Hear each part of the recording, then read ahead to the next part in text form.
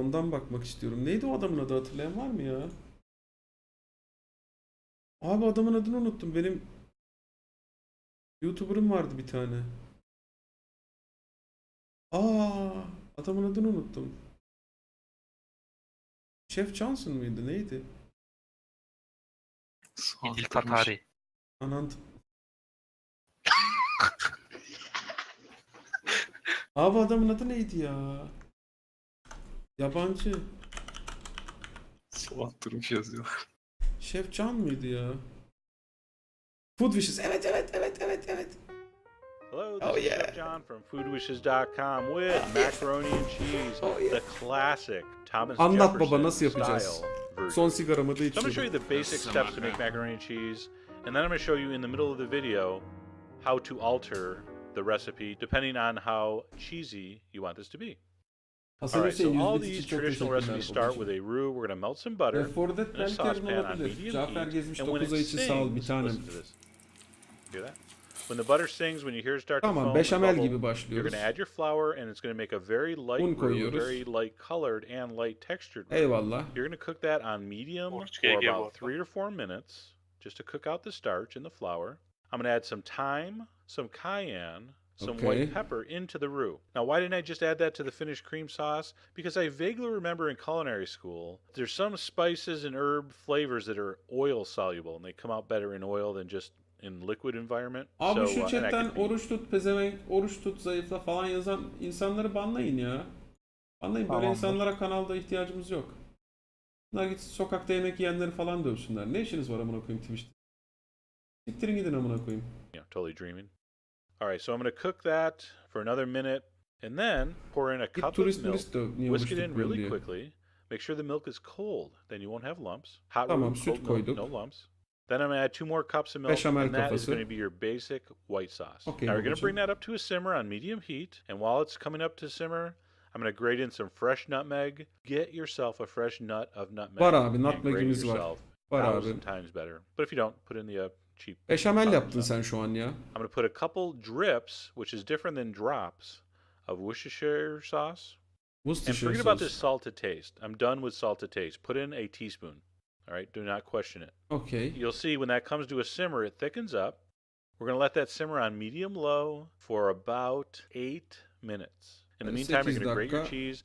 I have kaynatıyoruz. 3 cups of mixed cheeses. I'm using a cheddar, Gouda, Cheddar, and Gouda. Gruyere mixture, which is quite fantastic. Bende ne var? Bende cheddar var.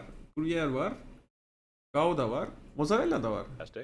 Turn off the heat and add your cheese Isıyı in a couple kapat. additions, Okay. saving about 3/4 of a cup for the top. All right, now I had these cheeses left over, but for you, I think you should use all cheddar. That's what Thomas Jefferson used, Vermont cheddar. But any cheeses, your favorite cheeses would work. I think a sharp cheddar cheese really is the best, but hey, that's just me. And with the heat off, that's just going to melt in there, and it's going to make this beautiful, creamy, cheesy sauce. Oh. So all our cheese is melted in, and the last thing here, I'm going to add a teaspoon of Dijon mustard. I don't like dry mustard. All right, so now let's talk pasta. We're going to slow things down here because I got to talk to you people. Most of these recipes for this amount of cheese sauce are going to call for 8 ounces of pasta. I'm going to use a whole box, which is 1 pound. Ette oruç olan var. Oğlum sahuru yarım saat önce falan yaptılar amına koyayım ya. Rahatsız olan çıksın abi. Deli misiniz amına koyayım? Kaç dakika oldu abi sahur yapalı? Az önce yemek yemedi mi bu insanlar? Which makes a very Allah still Allah delicious ya. version, but not as cheesy, not Hakikaten as kafayı creamy, yemişsiniz ha. much lighter, Boş much duyar yapmayın oğlum. lower Siktirin fat. gidin. If you want to split the difference, you put in 12 ounces. So adjusting the amount of pasta, you can really alter this recipe to your personal taste. Once you decide, make sure Adam the daha pasta is yeni well yemek drained, yedi. 10 dump it in dakika the oldu amına casserole koyayım herif dish. yemek yiyeli. No need to butter Gerizekalılar. it. Don't believe the hype. It's not going to stick. Well, it might stick a little bit. It's okay. You scrape it out. You're going to pour in your cheese sauce, Oh. distribute it. Then you're going to sprinkle over the rest of the cheese. Then the secret to a perfect macaroni and cheese crust. You only want a half a cup of breadcrumbs, and you want the Japanese panko breadcrumbs. You Panko too yok. can find them. Yes, they're in the store. Yes, don't argue. They're in Bende yok. the Asian Nereden section of the bulayım grocery ben store. pankoyu Then burada? just a tablespoon of butter. Mix it up, put it on top. That's going to adhere to that layer of cheese on top, and you're going to get the best crust ever. You're going to put that in a 400-degree oven. That's kind of hot, I know. but I want the top to caramelize Bence and fırınlamaya brown. gerek yok. I mean, I'm not trying to cook the inside. I Sap don't know modu why alayım mı you abi? would cook this for like an Alma hour abi. at, you know, Turnusol kağıdı 350 gibi. Şu an or bütün a lower malları temperature. görüyoruz. Banla I'm just trying to malları. brown the top. Everything else is Gördükçe good. banla malları. At 400, that took me about 20 minutes. Just watch it. When it's brown, take it out, and you're done. Perfectly crisp crust.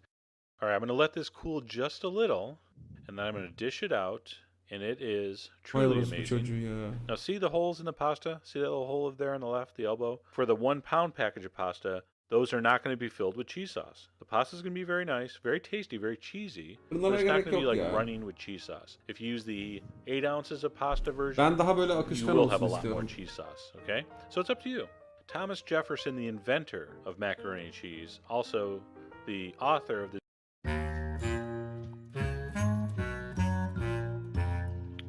Buna et de eklenebilir. Evet. Yani et eklenir. De şey etler, işlenmiş etler. Sucuk mucuk koyabilirsin.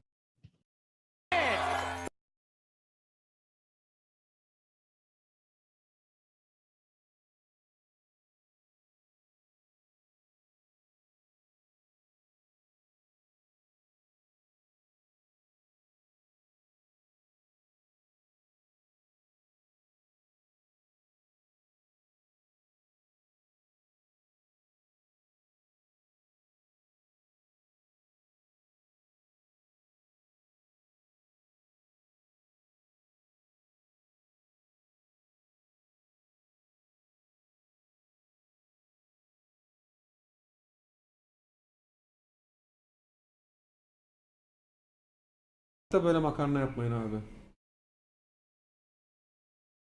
Eğer tavukla pişiriyorsanız sosunuz tavukla beraber pişmesi lazım. Böyle ayrı ayrı koymaca yok.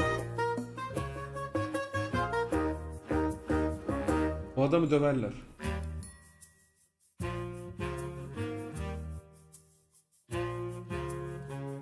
Yah.